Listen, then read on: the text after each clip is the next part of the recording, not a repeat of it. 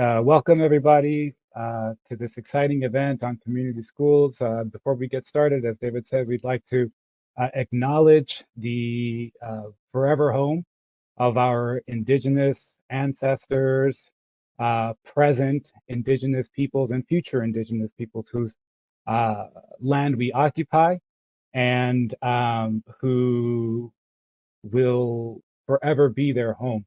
And so we want to make sure that we pay homage to not only the historical uh, atrocities that have occurred all over this land, from land theft, from ethnic cleansing to genocide, but also to resilience and resistance of all of our indigenous peoples. And so here in Richmond, California, we acknowledge the home of the Chocheño Ohlone people. And I invite my panelist colleagues to also share and honor the land that they're currently on. And you can also share in the chat which indigenous homeland you're currently on. Dr. David. Well, right here in Los Angeles, California, we are on Tongva land, and we recognize the Tongva for all of the just many works that they have done and they continue to do because they are still here. Here in San Diego, California, on ancestral unceded Kumeyaay land that extends across the recently established border between Mexico and the United States. Thank you all, and I'm David Goldberg again, and here in Echo Park, Los Angeles, on Tongva land as well. Thank you all, and thank you, Francisco, for taking the lead on that. So today's panel, as you see, some panels we have more folks. This panel we've got a smaller group because we also really want to have time for a real conversation. At the end, we'll make sure to have some Q&A for you all to engage with us as well. But today's panel is on community schools, and for many of us as educators, all of us, look, if you go into this profession for money, we're in the wrong profession. All of us go into this profession on some very basic level, making a commitment to our community that we serve, right? And for many of us, this recent funding around community schools, this recent interest in community schools is kind of realization of a dream of really putting our connection with each other, our connection with our students, and our connection with our community at the center of our education. We have now in California, statewide, we are poised to get more money, nearly $3 billion into community schools. That is the single biggest investment in community schools in the history of this nation, right? It is on a scale that we have not seen before. And yet we know that this is something we have to do right. We've seen as educators, and many of us who spent decades in education, we've seen one reform after another, even brilliant and beautiful ones become top-down, co-opted, and at the end of the day, leaving us frustrated and leaving us disconnected from each other and our students. And so today's panel, we have some folks who have been working on this community schools project, both part as an NEA group. NEA, we have 20 chapters in California who are part of this project. And some of these folks on this panel have been doing it even preceding that. And so we wanted them to have a chance to kind of share with you their hopes and frustrations, how it's going, and lessons that we all can learn as we know, given the investment that's going to go on in California, that is something that's going to likely be coming to the doorsteps in all of us. And if we step into it, it can be a great opportunity. If we're not ready or the district bungles this, it could be something, a real setback. And so we want to learn from that and move forward the best we can. So my first question for the panel, and any of you all can answer. Why don't we start out this one with Kyle? I see him first on my screen, and then we can just alternate. What makes community schools a great opportunity, and what are also some challenges with it, this whole community schools project? Maybe you can also, through that, talk about your experience so far.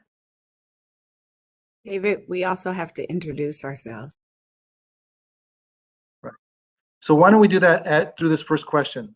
Why doesn't Kyle do that? Talk about, yeah, great, we'll do that, yes.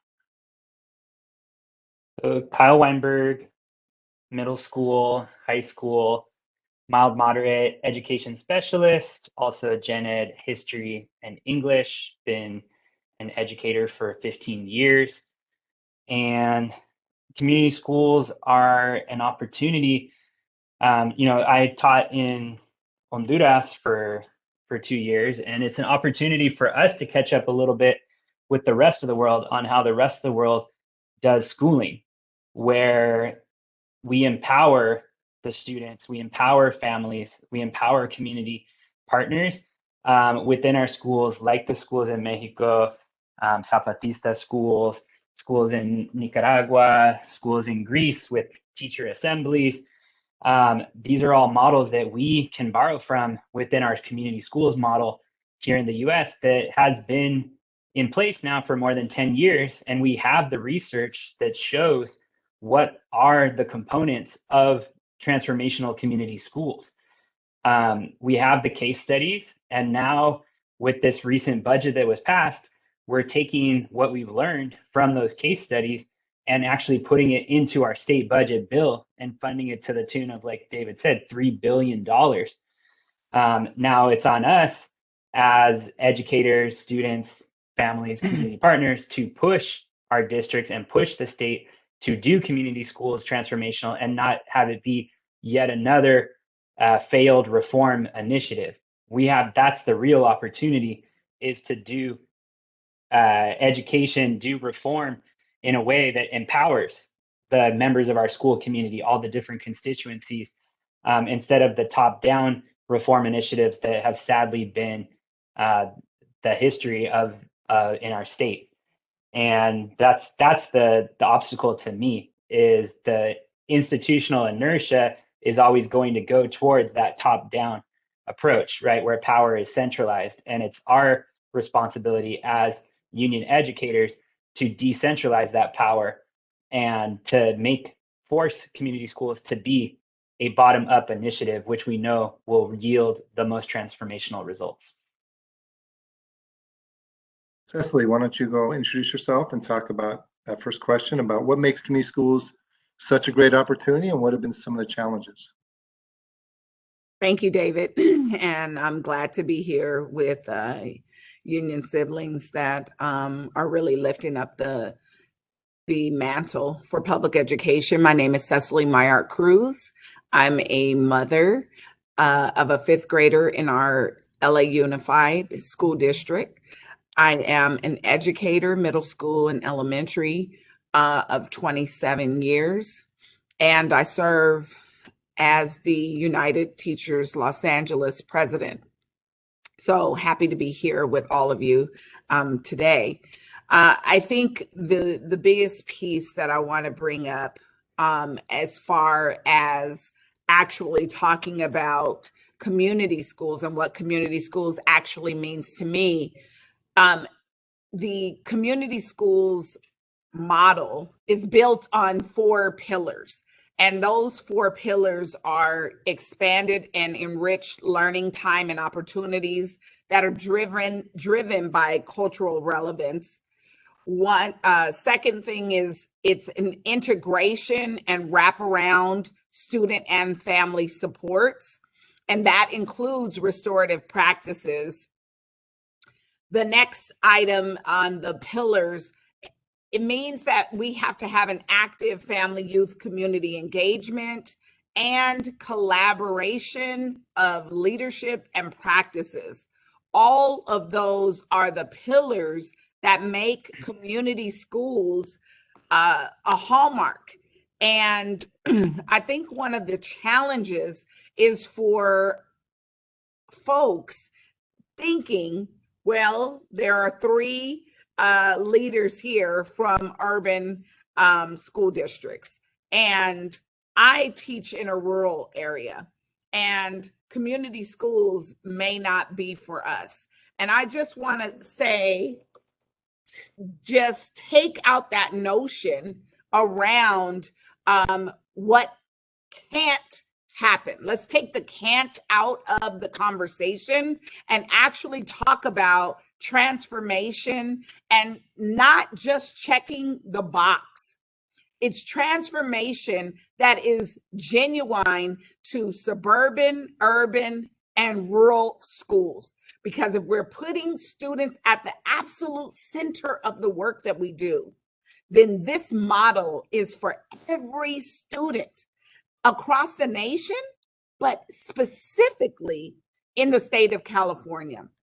So that is one of the challenges. And then I would also say another challenge is for folks to get out of their comfort zone, to engage with the community, engage with students, to actually bring them in to our educational, welcome them to our educational community so that we could actually see what can transform our young scholars' lives. Francisco. Thank you, Cecily and Kyle. My name is Francisco Ortiz. I am a fifth grade teacher from teaching in West Contra Costa. I have been teaching here for 9 years. I'm an alumni of our district and proud member of United Teachers of Richmond, serving as vice president. And what community schools mean to me is racial justice and a direct, collectivized initiative by the stakeholders, by our educators, by our youth, by our families, by our community partners, to really resist against the decades-long systemic and structural racism that has occurred within the public school system. And so what this opportunity for us is really presenting an opportunity to resist against privatization and really a new form of domestic neocolonialism that has been occurring within our school districts, especially large urban school districts. But as Cecily said, this is not just something that is applicable to our large urban locals. This is something that can definitely be implemented within a rural, within a smaller setting as well, because this is responsive to the needs of your community. This is responsive to the needs of your students in your specific context. And this is an opportunity for us as local education leaders and unions to really engage in a dialogue or a dialogic process with our community members so that we can co-create meaning of what is it that we envision education for our students in our community. And so I really think that this is an opportunity for us to leverage the unprecedented amount of funding that is coming into this initiative. And so I think we're in a really excited time right now. Fantastic. Thank you all. And it sounds like what I'm hearing is that this is a much deeper experience, a much deeper way of looking at transforming a lot of public education. I say this because as I go across the state, I go to places and invariably someone will say, this is a community school. So I'll ask the site rep, oh, tell me about your community school. Oh, I don't know much about it. It's something the principal does with this community group, right? And I find, which sounds very different than the model that you all are talking about, which it sounds like it's more jointly developed with parents, students, community folks, educators, and administration, all at the center of this, which sounds like a very different way of looking at it. It sounds like I can see how that could be hard. And that's something we got to be ready for, given it's so different than what we normally do stuff, how we're really going to be needing to equip to kind of carve out that space in a way that it makes that able to happen. The other thing I know, and this is going into the second question here, is often and when I talk to locals, often we see union work here and community work over there, right? We have like a community outreach committee, right? That's somehow very divorced or separate from our community work, right? And our union work. It sounds like from you all that you all in your locals, your way of framing this, you've connected those two things. Community schools is connected to union work. I wonder if you could talk about how you've done that with your members, because that is a different way of looking at unionism as well. How you've been able to kind of do that and make that switch around putting some of this work along with salary and healthcare, but this community schools work also at the center of that work. I see Cecily, you have your hand first. Why don't you go? Yeah, I think you frame it exactly right, David. But what I want folks to actually know is we have to do what is called bargaining for the common good. So actually raising up issues that come from our community, our parents, our students, really lifting that voice to the forefront. And that's what we've done here, I think, incredibly well in UTLA, and encouraging other folks to do that. The top-down way that you just spoke on how community schools have always, folks have said, oh, we're going to do these community schools, and it's from a top-down lens. And what Francisco and Kyle and myself are talking about is actually grassroots level work, right? Prince George County, every school in Prince George's County is a community school. But you ask folks, they say exactly what David just said. We don't know what it is. They just told us we're a community school. That's not real engagement. And so I just want to call that out to say we're talking about grassroots. Now, folks will say, why are we organizing about this? We should be just focusing on pay and benefits. And I'm going to say to everyone here, absolutely not. You cannot just focus on pay and benefits and hope and dream and think that you're going to have students, community, and parents standing with you in the most urgent times, especially around wraparound services as we are in this Delta moment with this pandemic. We haven't closed the door on the pandemic, and that's why I spoke on innovation and transformation. And that's why those things have to marry each other in conversation and actual action, because we have to take those ideas and implement them into action, and it can be done across the state. This is unprecedented funding that we are receiving here, and every single district in California needs to find out what beauty, what tapestry of work community schools can be for our babies. And from there, let us lead the nation in actual grassroots work in building transformational schools.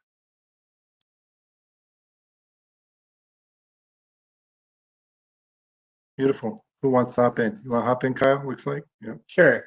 Also, I didn't mention Vice President of San Diego Education Association, also a member of our San Diego Community Schools Coalition Steering Committee that we built after attending the NEA Community Schools Institute in 2018, and 3 years in. So it's a long path to build community schools that are part of a democratic initiative where everyone's empowered equally, but it's worth it putting in that time.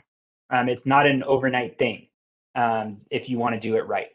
And on that note, I think it also requires humility on the part of us as union educators, because we, like Cecily said, we might have some victories around pay, benefits, and even how we make decisions within our schools. And one thing that came out of our community schools initiative was looking at how do we make decisions in our schools?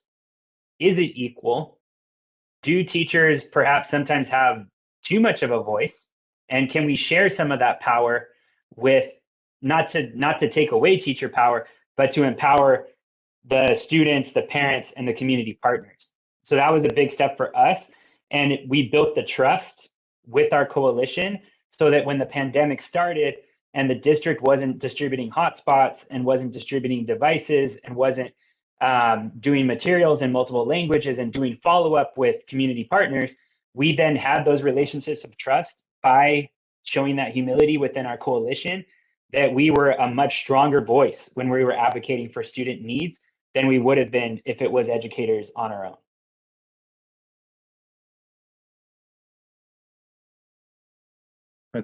Francisco?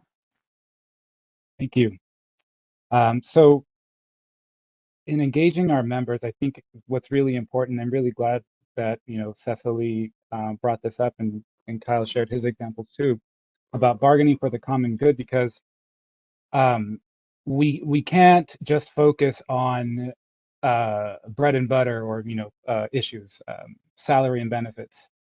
If we do that, then we're going to continue to replicate the same inequities that the system has produced. And so by listening to our community, by being responsive to the needs of our students and our families, that is really a way for us to lift up and advance the work of social and racial justice, while at the same time improving our working conditions and salary. So when we are responsive to the needs of our community will be responsive to our needs and our demands as well. And so I really want to just share that, as part, we joined the NEA Academy in 2020 last summer, UTR, and so some members from our local engaged in this work, and it really helped us to organize members at the site level to do escalating actions if we had a campaign. So if we just needed folks to sign a petition, or every 10 signatures, we would send them on over. Or if we needed someone to take a picture and upload it onto social media, we could see which sites were really strong, which sites need a little bit more support. And so it was a way for us to do a kind of like an internal audit of our own organizing structure. And so that's one way that we can definitely engage our own membership. And, that's another way for us to also identify organic leaders at different sites. Not all teachers at a school may want to engage in certain types of union work, but if you find something that they are passionate about, and if it's something that is related to directly impacting students and families in the work, then they're going to do the work. They will volunteer to do the work. We just got to find that that area that interests folks, and they'll hop on and help us move this work forward as well. David, can I add one thing? Francisco, you brought up a really good point around the community engagement, right? And actually saying, like, if we're listening to the community, then the community is going to be standing with us, right? And I want to lift that up and take it up a notch. We saw that in 2019 for our strike. We saw the community rally with us. Now, we have 35,000 members of United Teachers Los Angeles, but there were 70,000 people in the streets every day of our strike. 6 days in the pouring rain. That didn't happen overnight, and it didn't happen by chance. It's because we actually lifted up, even though people said, we just want to focus on bread and butter. The one thing that our district wanted to settle on first was salary. But we knew that that was a fool's errand, because if we settled for salary, they wouldn't give a crap about all of the other things that we had on the table, like talking about immigration support, like talking about having actual grass at school sites, having a nurse, talking about ending random searches and the criminalization of youth and bringing ethnic studies, real ethnic studies, all of these things. Those were the issues and the concerns that students and parents and community orgs said, you know, can you fight for this? Can you talk about this? And as we lift up others' issues, then we can also say we need a pay raise, we need respect, we need this, we need lower class sizes, so forth. And so we were able to bring that up in the guise of bargaining for the common good. And that's why we had the people in the streets, and that is the reason why we won. Was it because we had a powerful message? I would say no. It was because of the folks on the ground pushing and doing that hard work with us. And that is the reason, that is another beautiful way of why working collaboratively with students and parents and community orgs. Sometimes we only want to be in our classroom and we're like, I'm scared to talk to the parents. I don't want to talk to the community. Engage folks in this work, because when you make it about them, they will make it about you. Fantastic. So you all are transitioning to our next question. But in fact, because you did that so well, I actually almost want to go back a little bit. And you may ask, how far back? No, just kidding. Way back.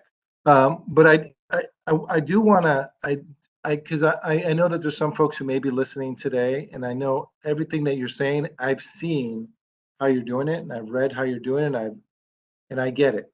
But for folks who have not seen it or not read about it or not been there, I guess I do want to take one step back a little bit and I go back to the second question again, to really get back to nuts and bolts. When you started really in bringing this up or engaging with your members around this, how did you specifically do that? Were there rep councils on it? Did you get members to say, we're going to vote and take this up as a project? How did you deal with folks who say, you know what, I don't care about that, just give me my raise, as some of you said? How I guess I want to know, like, what are some, because in some ways we skip over that part at our peril, right? Sometimes we get stuff, just an inch deep and a mile long, right? We're stretched out. We're in all these coalitions. I've seen presidents and be involved in all these coalitions. Yet if you go to the site level, very often our site rep isn't connected with that. I'm just wondering if you all could, and you talked a little bit, Francisco, about how you did it. You had some metrics about seeing, but I wonder if you all could just maybe we have a little extra time. So if you can go back into that a little bit more about what structures you set up. If I was just starting this off and I'm a president or I'm a member and I want to bring this to my rep council about really looking at this, what are strategies you use for actually really engaging with your members? I'll just share really briefly something that we've been doing here in UTR is we started our site visits, and prior to our site visits, at the first rep council, I did introduce the reps to the community schools work that we were going to be engaging, and to get that at least that idea in their head, so that they could start talking to the members at their site. And so at each site visit, we started engaging folks, specifically targeting the designated community schools, because we're in a really interesting situation here in our district, because in 2015 we just all of a sudden we had 21 community schools. And so one of the questions is like, are you a community school? Yes, no, I'm not sure. And so in some of our surveys, we have some members who are who are members of a community school who don't know that they are. And so I took my survey from the NEA toolkit. And so as a Google form, it's easier to see the data. And that's another way that we're able to engage our membership based on the 6 principles that, or the 6 for NEA, but I know that other folks have condensed them into 4, which, I like how Reclaim Our Schools did it. Their model that has the 4 principles, but it's still geared around those principles. And so that's how we've been engaging our members so far. I can give 2 examples. One, before our district even did Community Schools Info Forum, we did one for our reps. So we talked about it at Rep Council. We invited people to come to this forum, and we gave people an opportunity to ask questions, to be honest, like real questions that people had about the initiative. Before we did the forum that had the site administrators and the classified staff and the families that were in attendance and community partners, just so that we could all get on the same page with our rank and file leaders about why we're doing community schools, that it is a racial justice initiative, and that this isn't your typical reform initiative. The second thing that we're doing, which I mentioned earlier, is really working on our site governance teams to make sure that those are strong, and routing all the applications for community school designation through those site governance teams. So if you don't have a team that has strong representation from your SDA site rep, a strong representation from a classified rep, from a parent, from a student, if you're a secondary school, and a community partner, you're not going to have a strong application for a community school designation. So right now we're doing a ton of education on what it means to have a strong site governance team, which also supports our other mission as a union. We had to fight for those site governance teams in a contract back in 1996. They're the first ever in our county where we have real decision-making power at the site level. And so it's supporting the community schools initiative, but it's also supporting our goal of building collaborative leadership at our sites and having democratic decision-making. Just building upon what Kyle and Francisco brought forward, UTLA has been engaged in this work for many, many years. And one of the key pieces was actually going out on site visits and actually having conversations to actually build a platform of priorities that folks wanted to see. But we've kind of operated since 2014 under the guise of the schools Los Angeles students deserve. And that it has been our overarching umbrella. Chicago, St. Paul, all of these folks who came before us had that as their mission and vision and goal.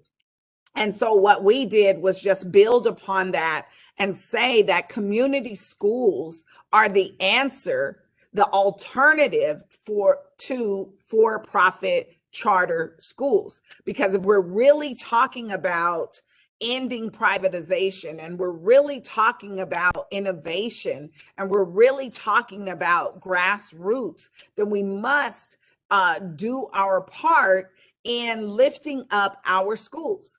Our schools have, we're the 6th largest global economy in the world, and only this year are we receiving more funding, double the funding or somewhere around that than we ever had.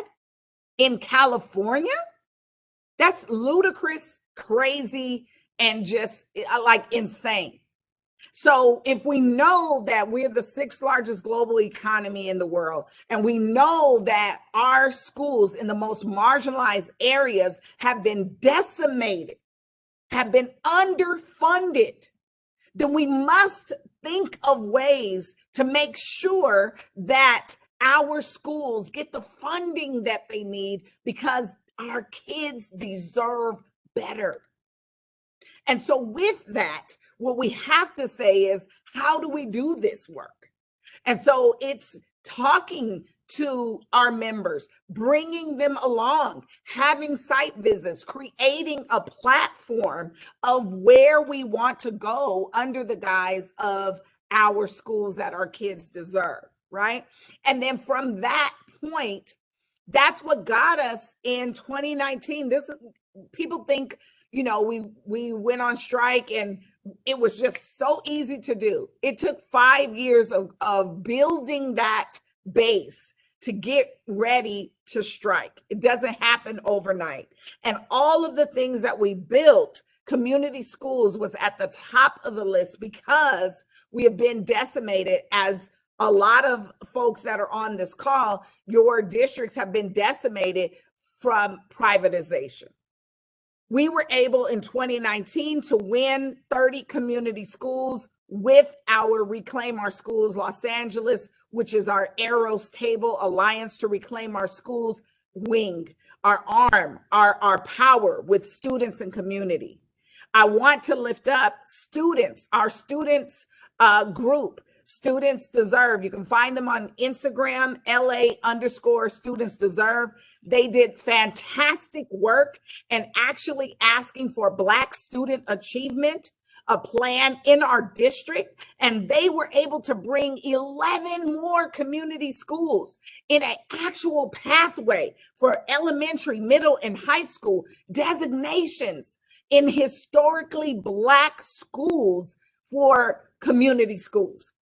And then the students continued to push and ask the district, demand that the district create 30 more community schools in this pathway. Now, do we have a long way to go? Yes, but we are on this path for righteousness. We're on this path for what the students actually deserve. And so community schools is that hallmark. It is what we should be doing across the state of California. Thank you.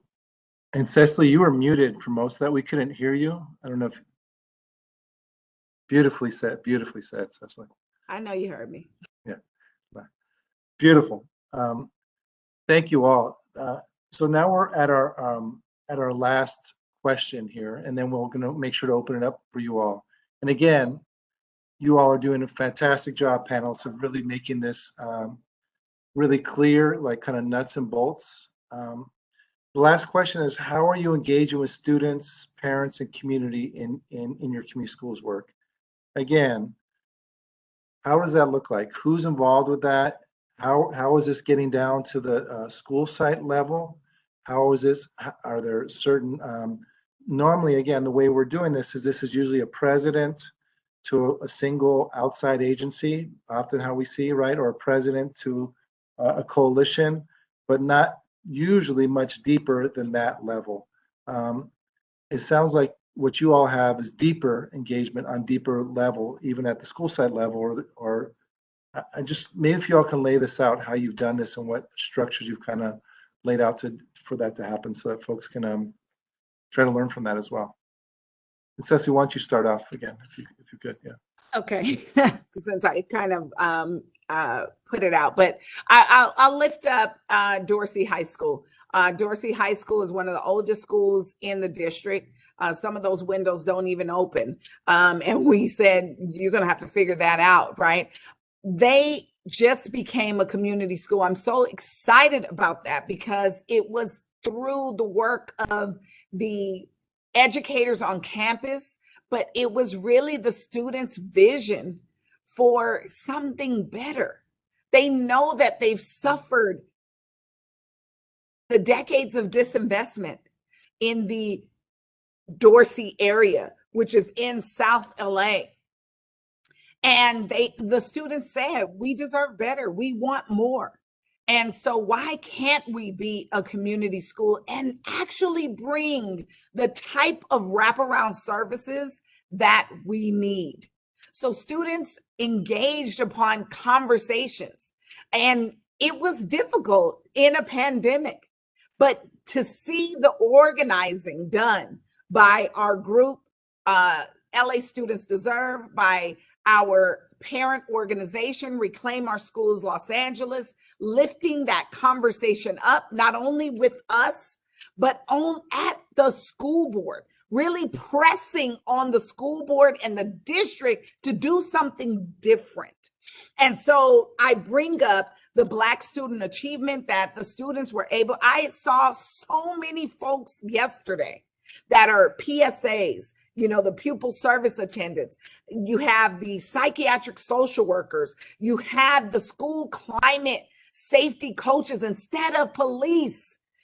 These are the things that our young people are saying that we need.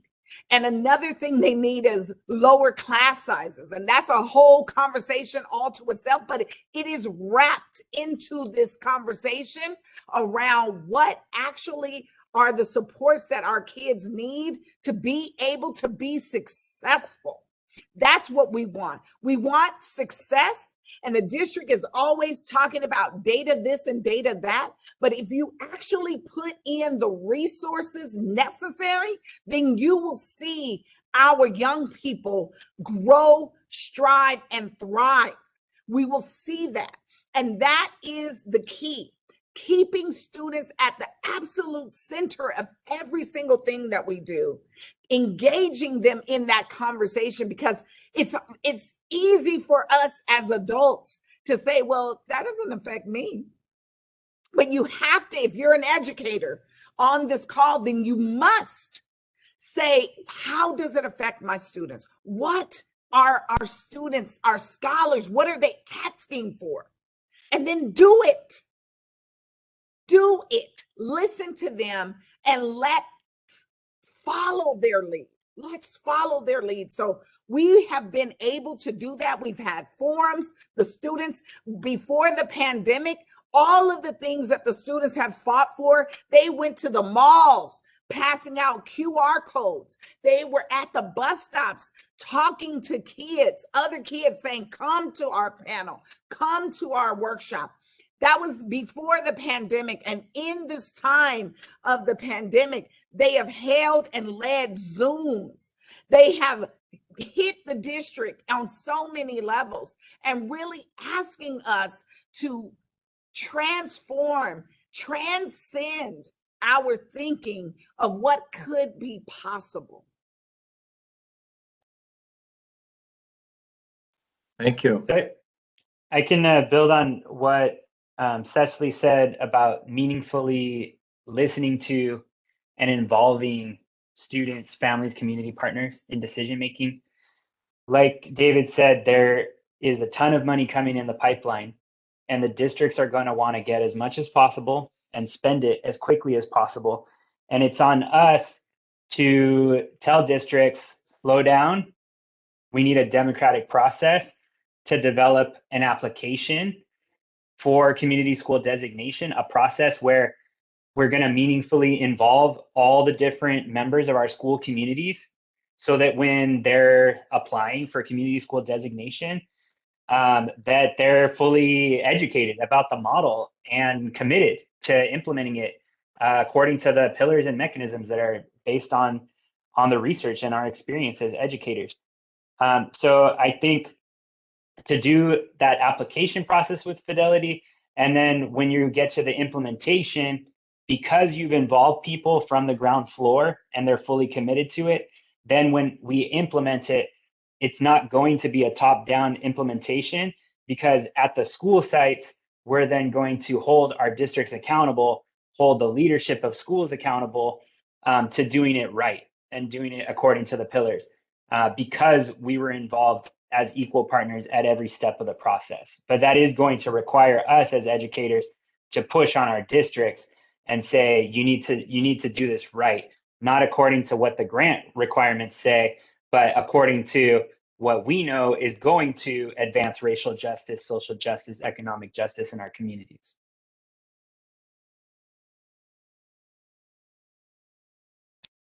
Hard to follow up, but the main point that I grabbed from both of our, colleagues here is meaningful engagement with our communities. So in my context, the last needs assessment that was done that designated 21 community schools was in 2012. And a lot has changed since 2012. And so being able to reassess now and really listen to what our students are saying, to what our parents are saying, and to what our educators are saying about what we need right now is going to be of vital importance, because in the last previous needs assessment that was done, the stakeholders that were engaged were primarily principals and district staff. And so that's not the type of transformative engagement that we want to partake or that we want to engage in. And so when our student board trustees are asking better questions and our elected officials and are engaging more critically than our elected officials, that is when we know we really have to be listening to our youth. And so I have a meeting with our student board trustees, and also trying to connect them with our youth organizing and one of our CBOs, so that we could help them not only just amplify student voice, but also to really show them how their voice is absolutely essential in this transformative process. Because without them, the process is dead. We need our students, and it needs to be centered on them. Our CBOs, our community-based organizations, we kind of lost contact, or our relationship kind of thinned out a little bit during our year and a half of distance learning. And so now that we're back into full in person, I'm able to dedicate a lot more time and energy to this work.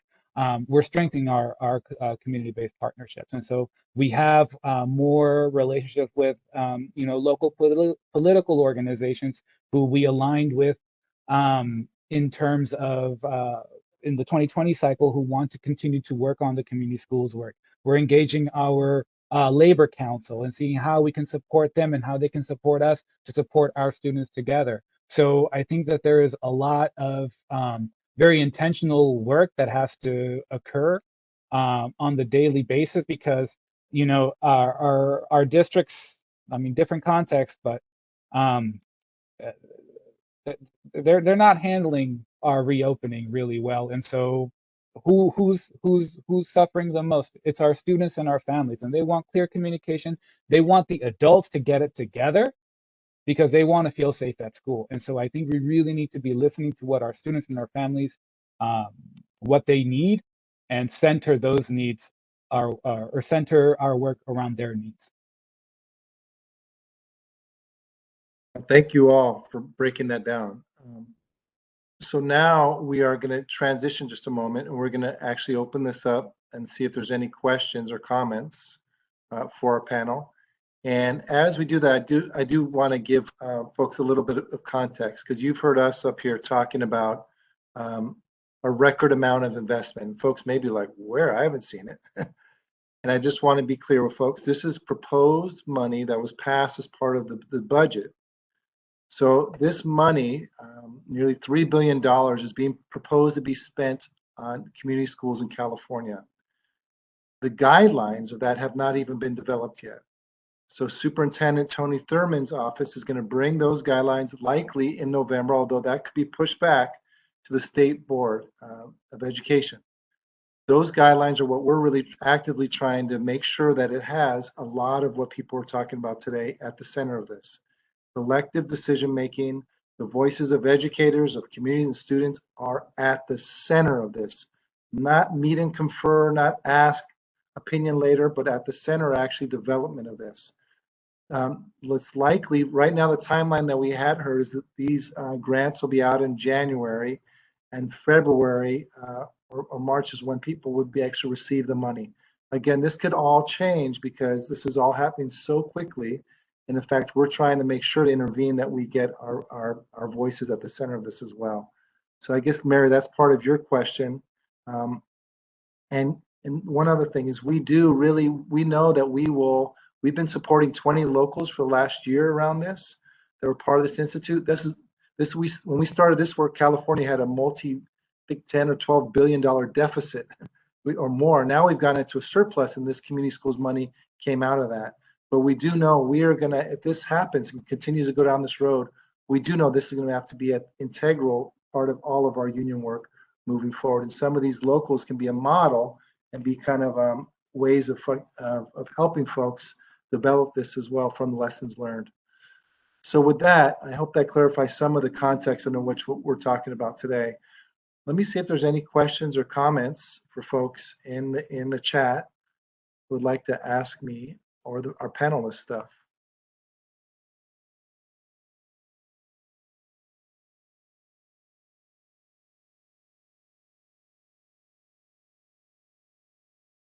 So what I'm hearing, is there a district is in existence that has all community schools within it? That would be a great model for others to follow.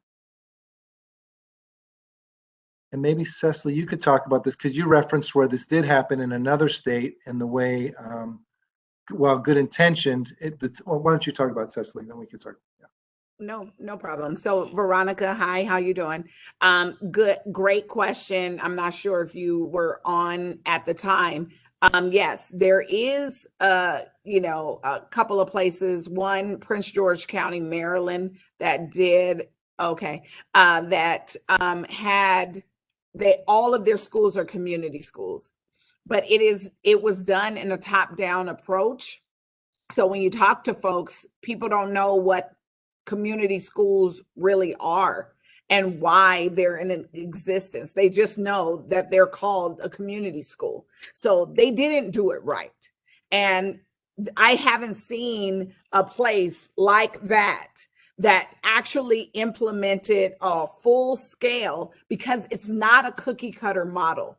I don't know that we said that, so let me be very explicit. It is not a cookie cutter model. So two schools can be sitting right next to each other and have completely different issues and concerns. And that is the reason why the community schools actual assessment, where you go to the school and you bring all of the stakeholders together. And when I say all, I mean students, I mean parents, I mean educators, I mean the folks who, the janitorial staff, all of those, all of the bargainings, all the paras, everybody comes together and says, what do we want to see at this school? And then just having charts, because that's how we did it, having people write down what they wanted to see. And there are some community schools that said we have a huge population of foster youth. And what the students, those foster youth, were saying is, we don't have the money or the time to do something as basic as laundry. And so community schools said, oh, so if we're going to be a community school and we want to make sure that our foster youth are taken care of, then they installed washers and dryers, right? That was a part of their community schools, because we're talking about actual wraparound services. And that's what the students said that they needed. There are other community schools that said, like, we want to have an actual clinic where families can come and, you know, get eyeglasses, get, you know, things that they actually need. There are some community schools that said, you know, we want to have this pantry, and having different wall-to-wall refrigerators with food and snacks, and no one has any shame in going in there and getting what they need. Those are the ideas and that have come forward from the community. And to me, I feel like it's beautiful. It's a beautiful tapestry when you look at all the different community schools and what they're able to provide. I'll just lift up one of the community schools over the pandemic, 93rd Street Elementary. And every single one of our community schools has a community schools coordinator. And that community schools coordinator is a union member. It is a union member. So it is union led, this work with parents and students. And they held a diaper drive because in their community, they had a lot of young babies and folks didn't have access to get diapers or formula. So they did a drive. When it started to get rainy, which doesn't happen often here in LA, But when it does, we don't like it. That's besides the point. They held an Operation Warm Coat. Operation Warm Coat, where they actually provided coats and jackets for families. And that's what they did during the pandemic. And it was just so beautiful. The things that they were able to do in their work. And so with that, that is the reason why it's not a cookie cutter model. We can't just tell you, Francisco, Kyle, myself, David, to just say, yeah, become a community school and you guys can do this. No, when you're really taking the temperature from the families, the whole educational community and students, that's where the work becomes so meaningful.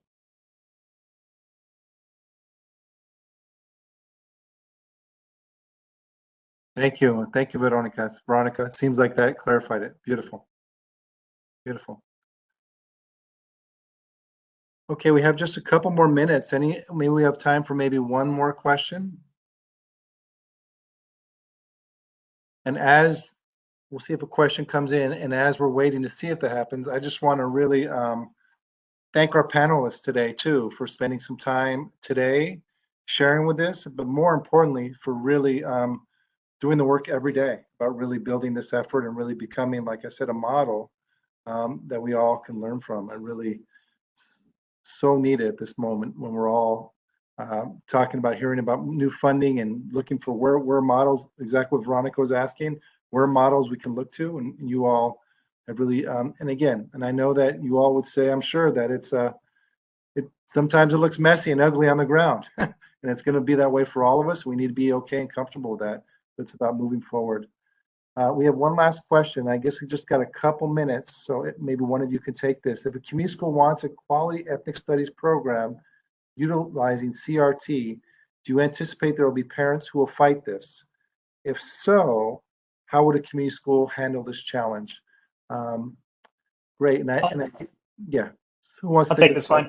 Yeah, go ahead. So one of the pillars of community schools that Cecily mentioned earlier is extended and enriched learning, right? Going beyond our traditional pedagogy and having more voices in the kind of education that we provide in our schools and the specialization to meet the needs of our unique communities that we serve, by including all the voices in the conversation when we develop. Are we going to do project-based learning with partnering with community organizations? Are we going to do youth participatory action research? And so I don't think you can say a community school is going to use a certain kind of pedagogy. What you would do is do the needs assessment, like Francisco said, figure out what are the strengths and assets in our community that we can bring into our pedagogy, what are the community partners that we can involve, and then through that process, you are going to have much stronger pedagogy by utilizing the strengths of all the different partners in that process. And it will be truly community-based pedagogy. Wonderful, wonderful. Yeah, and you can see how this is connected. Even Marlene, I guess last week we had a panel takeover, or last time our Takeover Tuesday was on that topic, and you see how this community schools can really encapsulate a lot of these issues as well, put them at the center. Wow, well, thank you all. Thank you again, panelists. Thank you, folks, for being part of this. Really appreciate you all. Have a great rest of the evening, and I'm sure this will not be the last we hear on this. This is something we're going to have on our radar, and something we're going to be engaging with all of us much more deeply around in the upcoming weeks and months. Thank you so much, folks. Thank you.